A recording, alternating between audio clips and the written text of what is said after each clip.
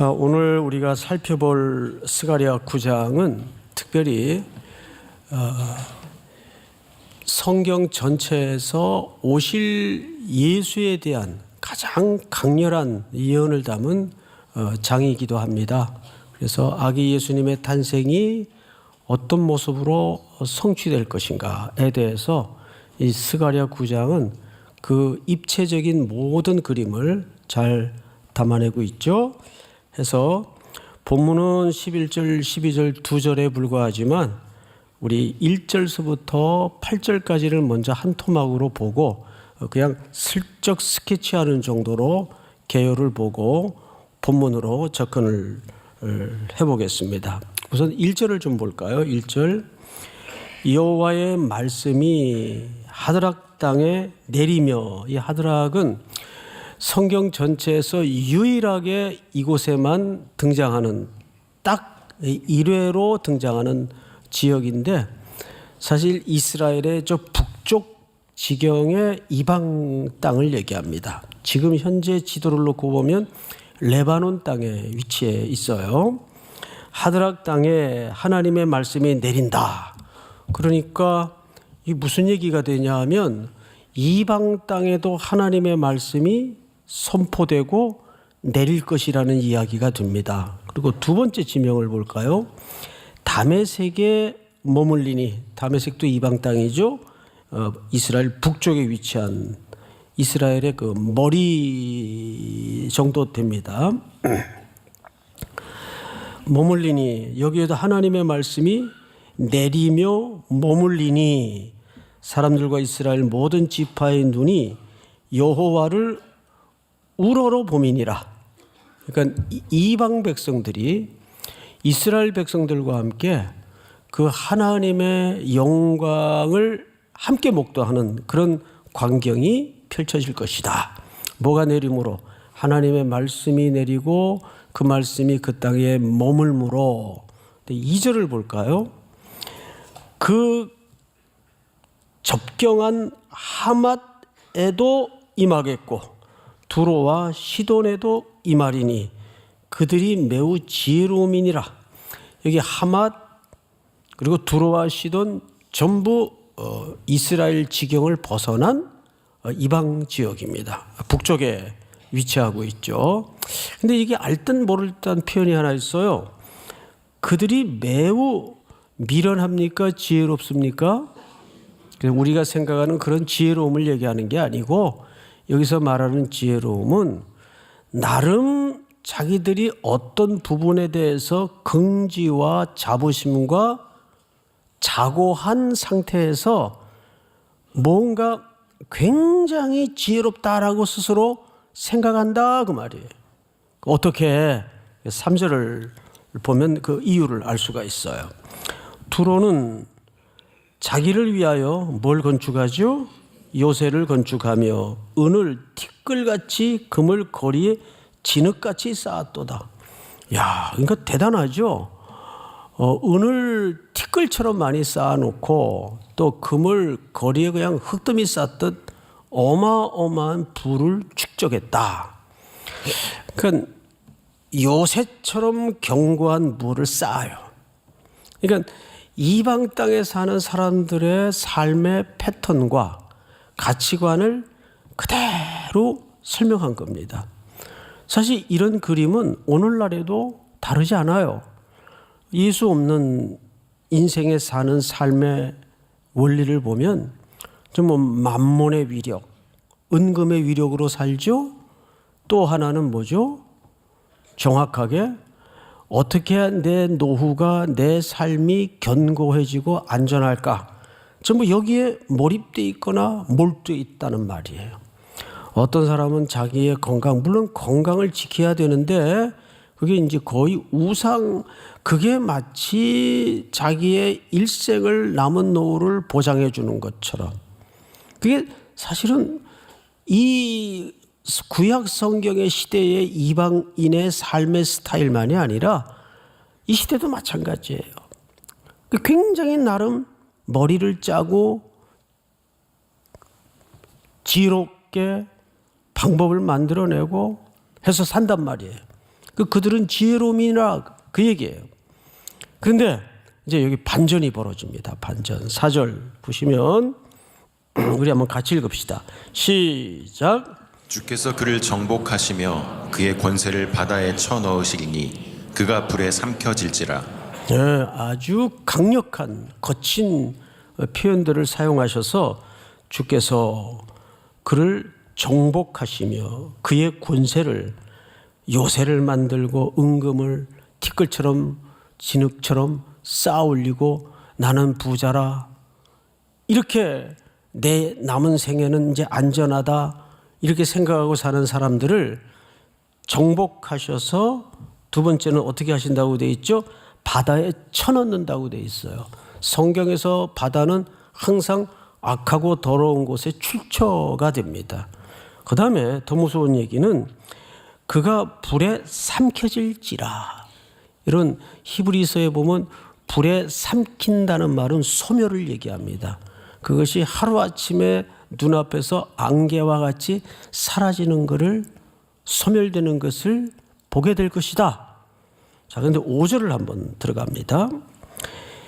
아스글론이 보고 무서워하며, 전부 이방 지역을 얘기하는 거예요. 가사도 심히 아파할 것이며 에그로는 그 소망이 자기들이 소망하고 꿈꾸었던 것들이 얼마나 부끄러운가 수치가 되므로 역시 그러하리라. 가사에는 임금이 끊어질 것이며, 이게 전부 블레셋 지역의 지명이죠. 임금이 끊어진다는 말은 그 나라의 소멸을 얘기하는 거겠죠.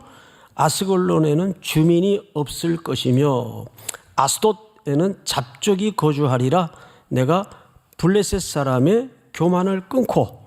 자, 여러분, 이 북쪽에 두로와 시돈 지역에 하나님의 말씀이 내려서 그들을 소멸하고 그들을 심판할 것이고, 쭉 지중해 해변을 끼고 내려와서 블레셋 지역에는 그 광경을 보고 혼비백산에서 그들이 의지하고 가지고 있었던 소망이 수치를 당하게 될 것이고, 근데 그 지역을 특정 지어서 블레셋 지역이라고 소개를 했어요.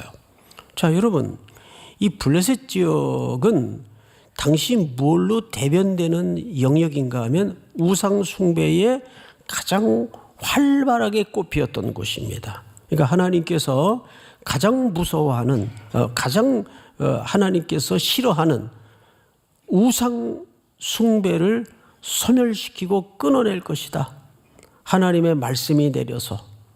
자, 그런데 여기 아주 중요한 얘기가 하나 있어요.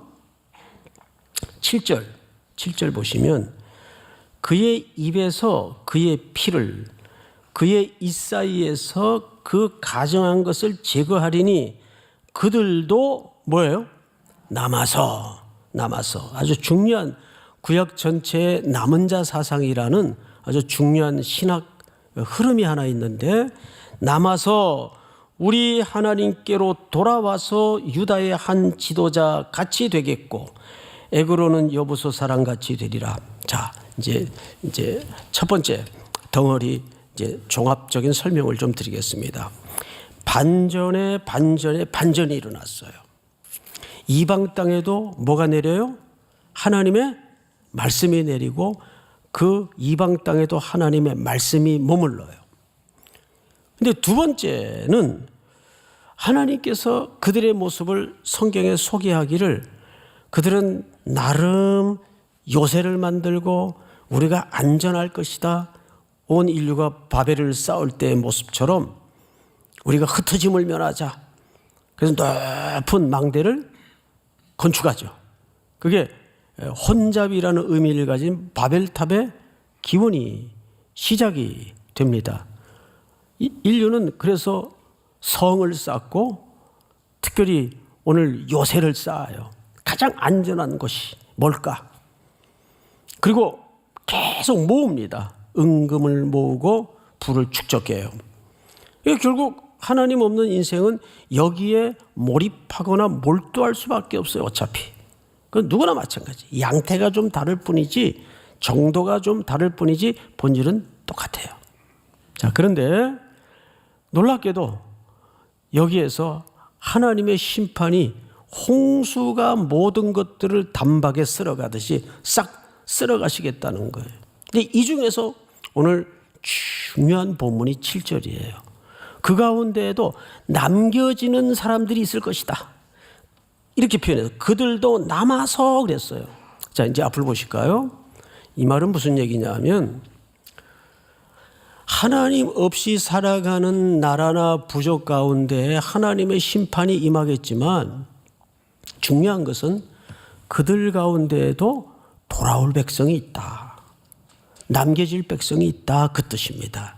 믿습니까? 제가 이 본문을 묵상하다가 몇 년 전에 이제 코로나 이전이겠죠.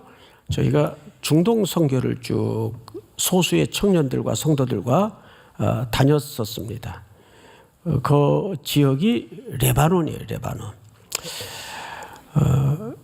레바논이 참 위험합니다.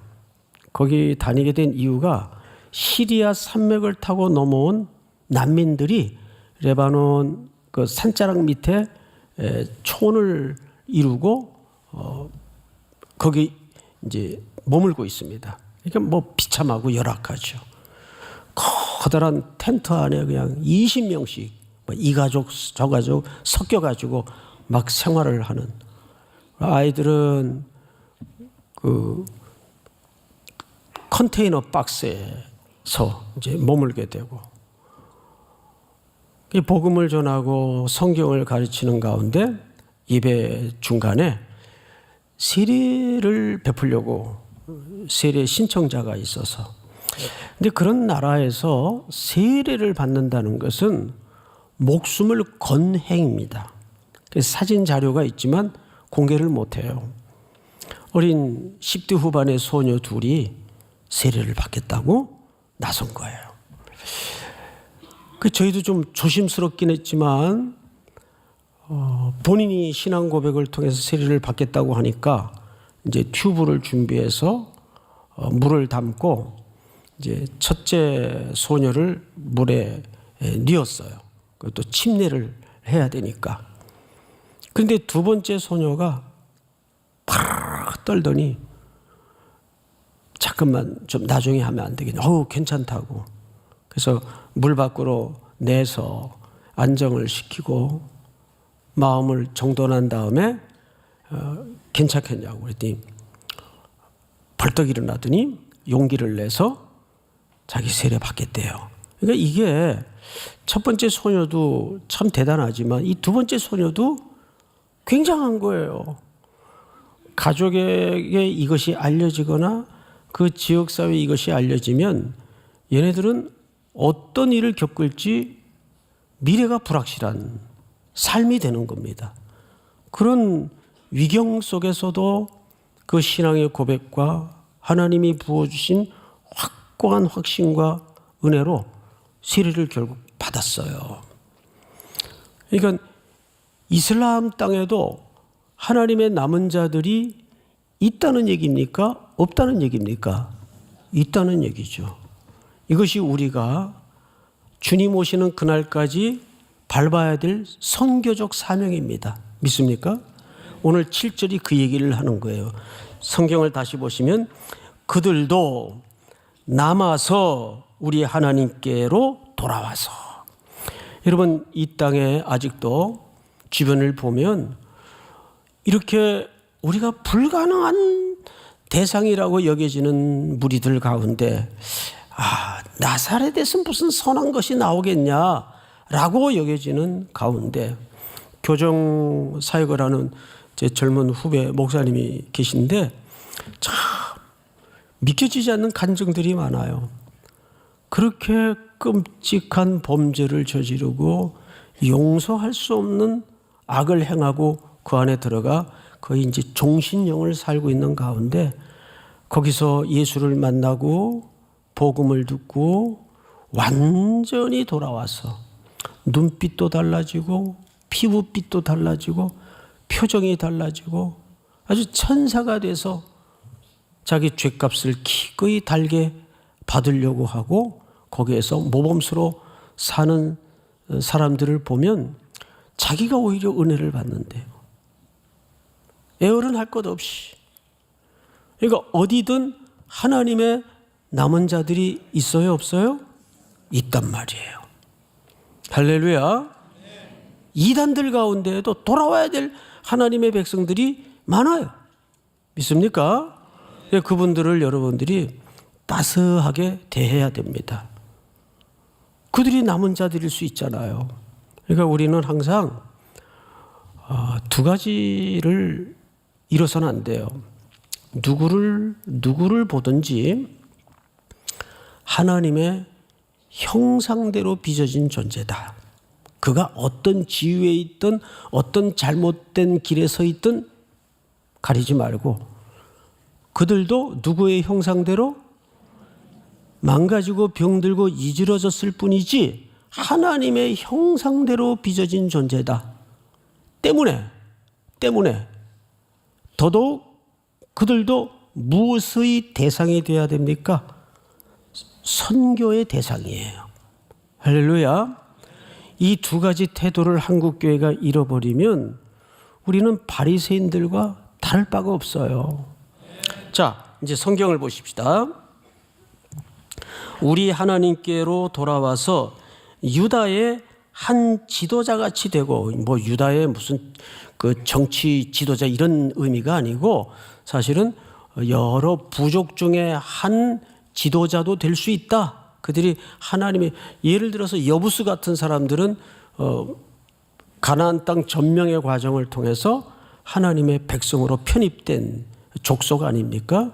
그러니까 그들도 과거에는 어느 자리에 있었는지 상관없이 하나님께로 돌아오면, 그리스도의 피 묻은 복음으로 돌아오면 우리와 그리스도의 몸으로서 만나고 형제로서 만나고 자매로서 만나서 한 몸 한 지체를 이룰 수 있다 그 말이에요. 할렐루야. 그런 역사가 이사야가 꿈꾸었던 역사입니다. 자, 이제 9절로 건너가서, 이 9절이 오늘 본문에 아주 중요한 본문인데, 시온에 따라 이제 분위기가 바뀌어요. 크게 기뻐할지어다. 예루살렘에 따라 즐거이 부를지어다.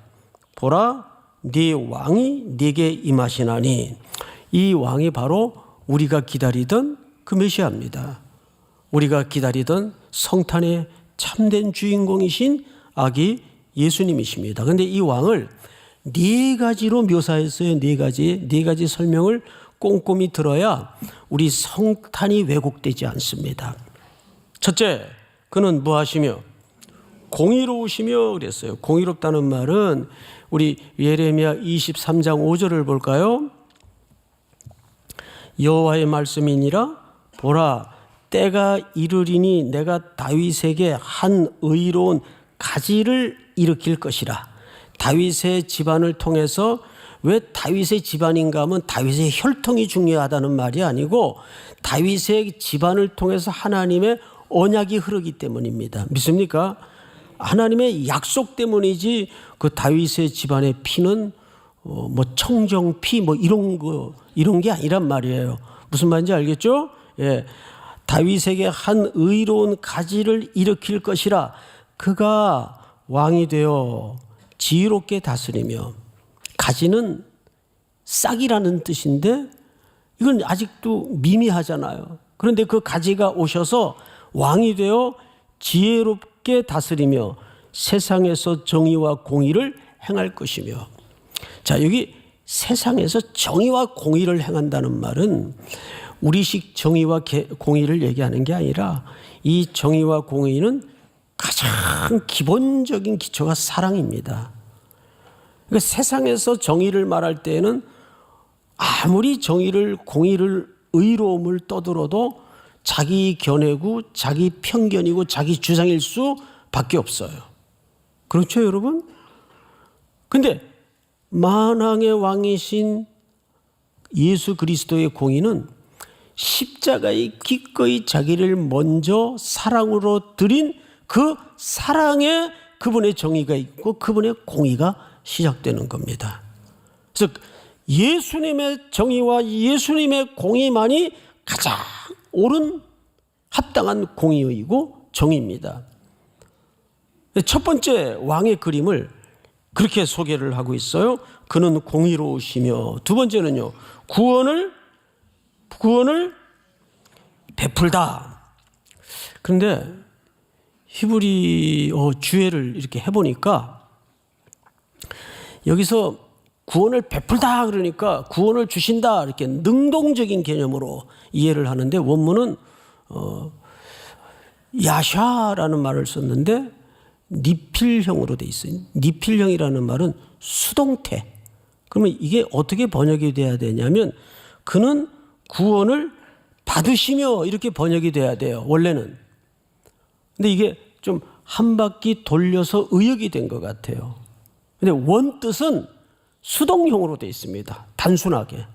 그 말은 그는 구원을 베풀며가 아니라 구원을 뭐하며? 받으시며라는 말을 번역을 해야 돼요. 그런데 웬만한 영어 성경도 대조를 해보니까 전부 능동태로 번역을 했어요. 자, 그럼 왜 야샤라는 말이 수동태인가? 왜 수동태로 썼을까? 그는 구원을 받으신다? 말이 안 되잖아요. 오실 구원자가 구원을 받으세요? 여기 놀라운 가슴 뭉클한 눈물 나는 감격과 은혜가 있는 겁니다. 우리 히브리서 5장을 띄워주세요. 자, 우리 한번 같이 읽어보십시다. 시작. 그는 육체에 계실 때에 자기를 죽음에서 능히 구원하실 이에게 심한 통곡과 눈물로 간구와 소원을 올렸고 그의 경건하심으로 말미암아 들으심을 얻었느니라. 히브리서 5장을 잘 보세요. 그는 육체에 계실 때 자기를 죽음에서 능히 구원하실 이에게, 이거 누가 하신 말씀이에요? 예수님 말씀이에요. 자기를 능히 어디에서 구원하실? 죽음에서 구원하실. 왜 예수님이 죽음에서 구원을 받아야 됩니까? 우리의 죄를 대속하기 위해서. 주님은 철저히 하나님의 아들이시지만 제한된 육체를 가지고 스스로를 제한하셔서 낮아지셔서 어떻게 하신 거예요? 심한 통곡과 눈물로 간구와 소원을 올렸거라는 말은 무슨 뜻입니까? 예수님도 필요한 게 많으셨나 보다, 그 뜻이 아니에요. 철저히 자기의 존재와 전 인생을 하나님께 의지했다, 그 말이에요. 그러면서 그는 눈물이 날 만큼, 통곡이 터뜨려질 만큼 아팠고 괴로웠고 허기졌고 주무시기도 하셨고 슬픔도 가지셨고, 누구와 똑같이 되신 겁니까? 우리와 똑같이 되신 겁니다. 왜? 그래야 구원의 대상자인 우리의 아픔을 제일 잘 이해하시기 때문에. 그러니까 그분은 책상에 앉아서 고통, 아픈 것 이렇게 무슨 공부하듯이 고통을 배우신 분이 아니에요. 그는 직접 아프시고 직접 힘드시고 직접 슬프시고 하셔서 누구를 가장 잘 이해하신 분입니까? 우리의 어쩔 수 없는 못남과 약함과 슬픔과 고통을 가장 잘 이해하신 분이에요.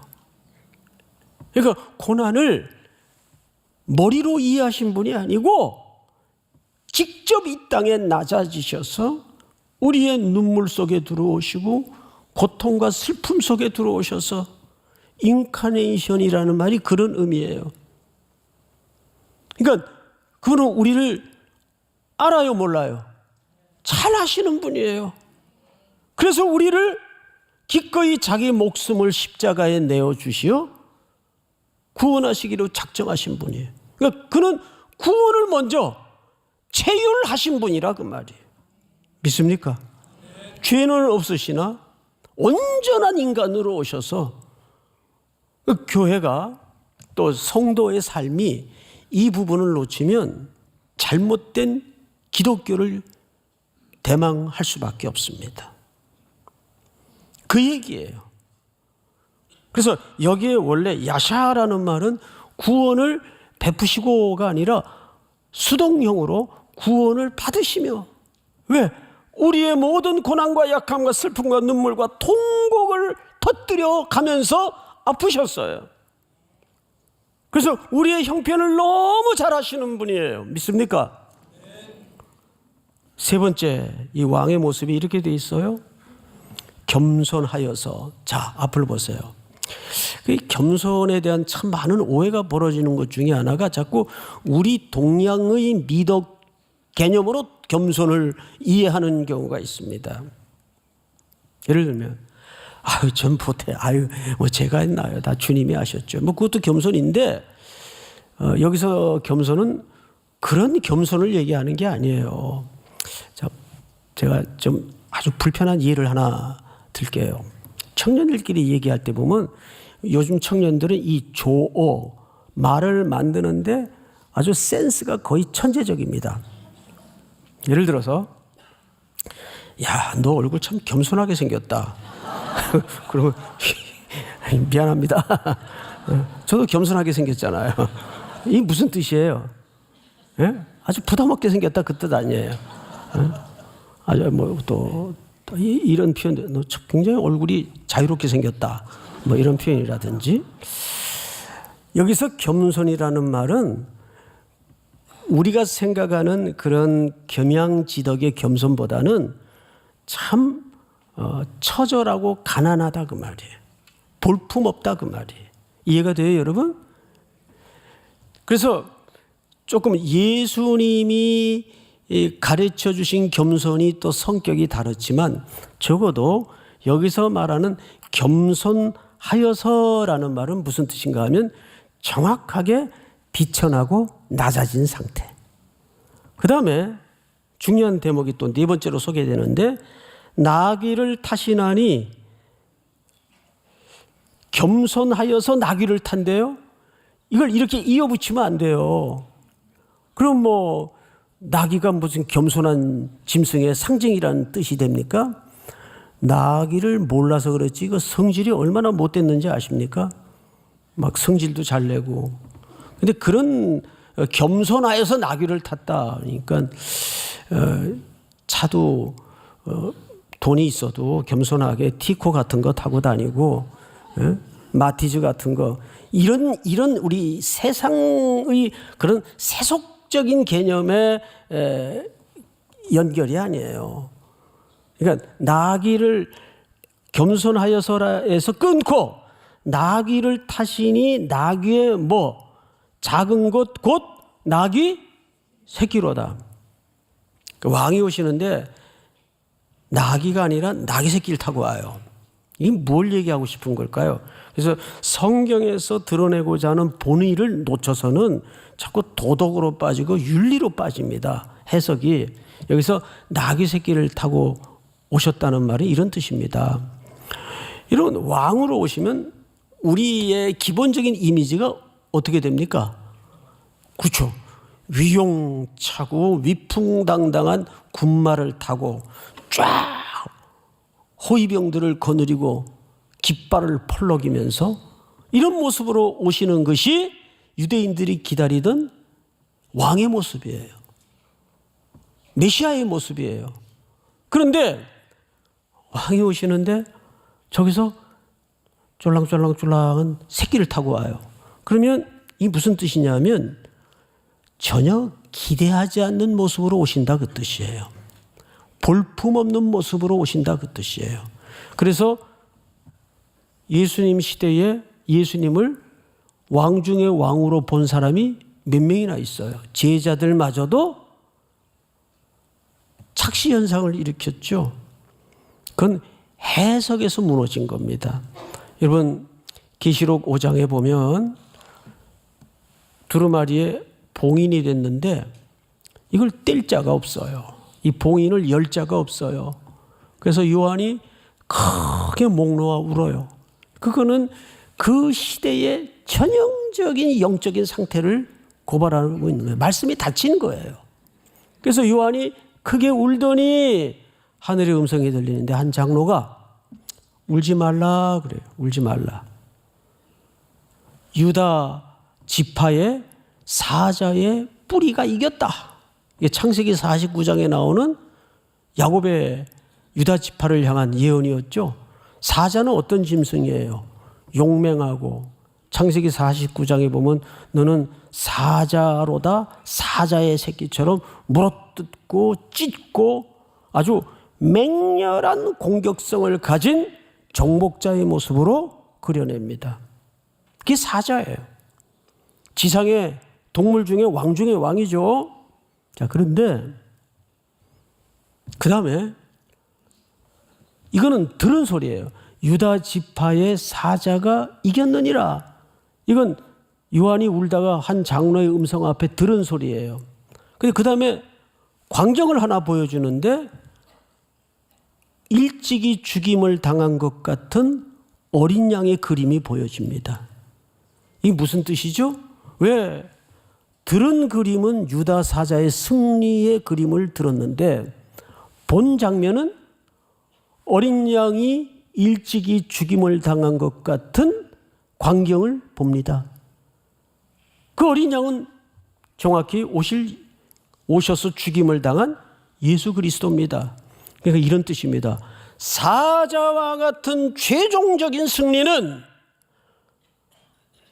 골리앗 군대처럼, 사울의 군대처럼 크기와 규모와 숫자와 세력으로 싸우는 질서가 아니라 어린 양의 죽음으로밖에는 사자의 승리가 오지 않는다, 그 뜻이에요. 교회는 이 지점을 놓쳐서도 안 되고 불행히도 놓치고 있어요. 그래서 똑같이 세상과 맞서서 규모로 싸우고 힘으로 싸우고 세력으로 싸우고자 같이 으르렁거린다면 그건 우리의 싸움의 원리가 아닙니다. 십자가의 승리는, 사자의 정복은, 사자의 승리는 어린 양의 죽임의 방식으로 밖에는 오지 않아요. 믿습니까? 그러니까 오늘 여기 왕에 대한 네 가지 묘사는 굉장히 중요한 거예요. 누구도 기대하지 않았던 모습으로 나귀 새끼를 타고 오시는 그 허름한 나사렛 출신의 청년을 누가 왕으로 기대했거나 이해했겠습니까? 근데 참 신비스러운 게 하나님의 일은 언제나 그런 방식으로 나타나고 드러나고 알려집니다. 누구도 주목하지 않는 것 중에, 누구도 기대하지 않았던 약한 자들을 통해서, 볼품없는 역사를 통해서, 일부에도 제가 그런 말씀을 드렸지만 화려한 무리들 가운데 배우자를 찾지 마세요. 거기에 뭐 선한 것도 있겠지만 그닥 하나님은 언제나 그저 내 주변에 돌멩이처럼 굴러다니는 그 형제들 속에, 누구도 주목하지 않는 허름한 청년 속에 보석들을, 웃는 거 보니까 별로 동의를 안 하시는 것 같아요. 그런데 진짜입니다. 하나님은 늘 그렇게 일하세요. 제가 저랬나? 세월이 흐르면 하나님이 그 돌멩이 같았던 청년을 석 높여내시고 드러내시고 붙잡아 사용하시는 걸 봅니다. 이것이 예수님이 걸어오셨던 발걸음이에요. 교회는 그래서 항상 낮은 자, 약한 자, 볼품없는 삶의 현장에 눈을 떼서는 안 됩니다. 거기에 주님의 눈물이 있고 주님의 손이 있고 주님의 호흡이 있고 역사가 있기 때문입니다. 믿습니까? 성탄은 그런 성탄의 기대가 있어야 돼요. 이 땅의 구유에 누이신 그 아기 예수님을 누가 만왕의 왕으로 하나님의 아들로 주목했겠어요. 우리의 이성으로는, 우리의 좌면우고하는 사고방식으로는 볼 수가 없죠. 그래서 진리라는 것은 하나님이 계시하시어 우리의 무지를 열어주시고 눈을 뜨게 하셔야 발견되는 은혜요, 복이라고 말하는 겁니다. 그분이 오셔서 뭘 하실 것인가? 이제 11절로 결론. 또 너로 말할진대 네 언약의 피로 말미암아 내가 네 갇힌 자들을 물 없는 구덩이에서 놓았나니 풀어줬다 그 말이에요. 이 물 없는 구덩이는 성경에 대표적인 인물이 요셉이 창세기 37장에 보면 자 한번 같이 읽읍시다. 시작. 그를 잡아 구덩이에 던지니 그 구덩이는 빈 것이라 그 속에 물이 없었더라. 여러분 고대 근동 시대에는 이 구덩이를 이제 물 식수용의 출처로 많이들 파는데 물이 없을 때는 이걸 감옥으로 사용합니다. 그래서 물이 없을 때는 여기에서 그냥 집어넣었다가 죽으면 그냥 묻어버리려고 요셉을 여기에 집어던졌다는 것은 무슨 뜻이에요? 그냥 죽이려고 했다고 말이에요. 정확하게. 예레미야도 이런 경험을 기록하고 있죠. 예레미야서를 한번 띄워주실까요? 시작. 그들이 예레미야를 끌어다가 감옥들에 있는 왕의 아들 말기야의 구덩이에 던져 넣을 때에 예레미야를 줄로 달아내렸는데 그 구덩이에는 물이 없고 진창뿐이므로 예레미야가 진창 속에 빠졌더라. 그래서 구덩이는 우리에게 보편적으로 뭘 얘기하냐면 갇힌 자, 묶인 자, 속박된 자. 이것은 바벨론 포로 생활의 이스라엘 상태를 물 없는 구덩이에 던져진 것과 같은 존재로 설명하는 겁니다. 근데 여기에서 이제 하나님께서 놓아줄 것이고 풀어질 것이고 이번 24년도 맞이하는 아기 예수님의 성탄을 기뻐하는 이번 성탄은 먼저 여러분들의 일상과 시대와 교회가 물 없는 웅덩이에 던져진 것과 같은 그런 어떤 속박으로부터 자유함을 얻고 누림을 얻고 빛 가운데로 일어서는 복된 소망의 웅덩이가 될 수 있기를 주님의 이름으로 축원하고 축복합니다. 우리 다 일어나셔서